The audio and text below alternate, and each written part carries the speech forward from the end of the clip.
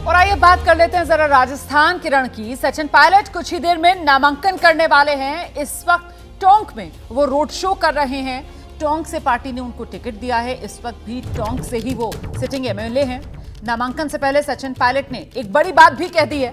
बयान सामने आया है सचिन पायलट का। नामांकन से पहले सचिन पायलट कह रहे हैं, नेतृत्व की बात विधायक तय करेंगे।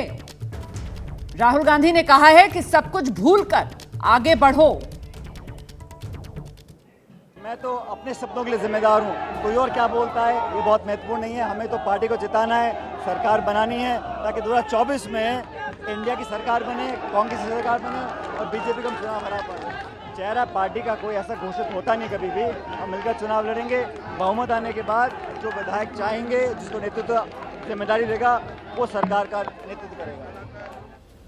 सीधे आपको लेकर चलते हैं। जैनेंद्र हमारे सहयोगी इस वक्त मौजूद हैं और उनके साथ सचिन पायलट मौजूद हैं। जैनेंद्र, जरा बात कीजिए और बताइए क्या है रणनीति इस विधानसभा चुनाव के लिए सचिन पायलट की?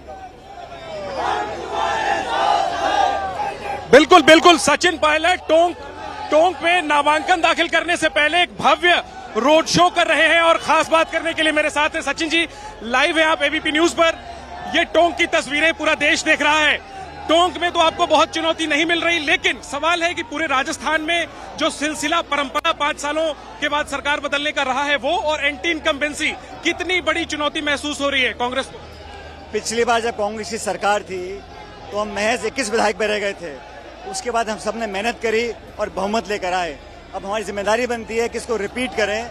मैं ऐसा मानता हूं कि जो आज यहाँ पे लोगों का जन समर्थन मिल रहा है पार्टी को और हम सब लोगों को, ये उस मेहनत का परिणाम है। जो विकास हमने यहाँ पर किया, जो संबंध बनाए और लोगों को साथ लेकर चले हैं, और ये उत्साह, ये प्यार, ये आशीर्वाद, ये समर्थन, ये सबसे बड़ी पूंजी होती है। पद पोस्ट आते जाते रहते हैं, लेकिन पब्लिक में जो अपनी जगह बनाकर रखते हैं उन लोगों को लोग बहुत लंबे समय तक याद रखते हैं। मैं ऐसा मानता हूं कि राजस्थान में सरकार कांग्रेस पार्टी की बनेगी और हम सरकार रिपीट करने में कामयाब। सबसे बड़ी उपलब्धि क्या है इस सरकार की, जिसकी वजह से आपको लगता है कि सरकार रिपीट करेगी, परंपरा तोड़ेगी? बीजेपी की केंद्र की सरकार ने कोई सहायता मदद नहीं करी हम लोगों की 5 साल। बावजूद उसके हमने विकास के काम करवाए। सरकार ने, पार्टी और संगठन ने, सरकार ने मिलकर काम किया है। और बीजेपी जो बिखराव है आपस में, समस्त जनता को देख रही है। और एक निष्क्रिय पक्ष बीजेपी रही 5 साल। अब वो सोचते हैं कि अपने आप जनता वोट दे देगी, तो ऐसा होने वाला नहीं है। कांग्रेस से चेहरे का सवाल पूछा जाता है तो मुख्यमंत्री अशोक गहलोत कहते हैं कि वो मुख्यमंत्री का पद छोड़ना चाहते हैं, लेकिन मुख्यमंत्री का पद उन्हें नहीं छोड़ रहा। हम लोगों को पद किस लिए चाहिए? हम लोगों को पद व्यक्तिगत महत्वाकांक्षाओं को पूरा करने के लिए नहीं चाहिए। हमें पद चाहिए पार्टी के लिए, पद चाहिए सरकार कायम कर लोगों की सेवा करने के लिए। व्यक्ति तो आते जाते रहते हैं, लेकिन पार्टी और संगठन और जिम्मेदारी मिलती है तभी हम काम कर पाते हैं। मैं समझता हूँ कौन किस पद पर बैठेगा इसका निर्णय जीतने के बाद विधायक करेंगे और पार्टी की लीडरशिप तय करेगी।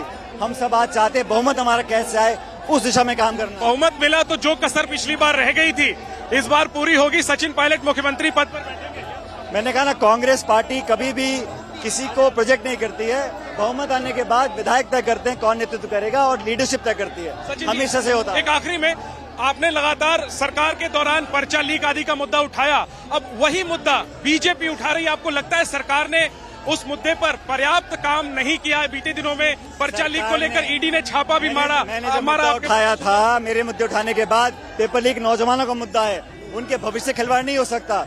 और हम लोगों ने जब मुद्दा उठाया तो राज्य की सरकार ने एक नया कानून बनाया है, उसमें उम्र कैद का प्रावधान रखा है पेपर लीक को लेकर। लेकिन अभी जो छापे पड़े हैं वो चुनाव की घोषणा के बाद पड़े हैं, पॉलिटिकली मोटिवेटेड है। बीजेपी हार का सामना नहीं कर पा रही है, इसलिए एजेंसी का इस्तेमाल कर रही है। कितनी सीटें जीतने का भरोसा है कांग्रेस पार्टी को, जो माहौल आपको दिख रहा है? माहौल आप भी देख रहे हैं।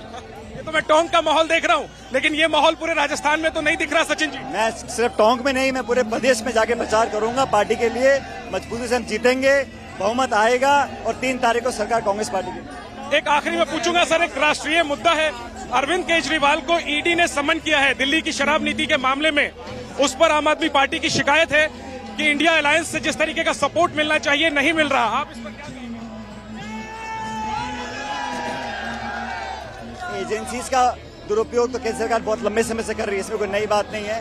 देश पूरा सच्चाई जान चुका है। ठीक है सचिन पायलट, शुभकामनाएं आपको टोंक के लिए। और दावा कर रहे हैं सचिन पायलट कि एक बार फिर सरकार राजस्थान में कांग्रेस की बनेगी, ऐसा होगा या नहीं, जाहिर सी बात है, इसके लिए नतीजों का इंतजार करना होगा। कैमरा पर्सन सूरज पांडे के साथ जैनेंद्र, एबीपी न्यूज, टोंक। जाहिर सी बात है, जीत का दावा तो करेंगे ही सचिन पायलट, लेकिन महत्वपूर्ण यह हो जाता है कि जो वो कह रहे हैं कि साहब पार्टी तय करेगी सीएम कौन, इसको लेकर अब आगे सियासी तौर पर मामला तूल भी पकड़ेगा और दिलचस्पी भी बढ़ेगी। ठीक है।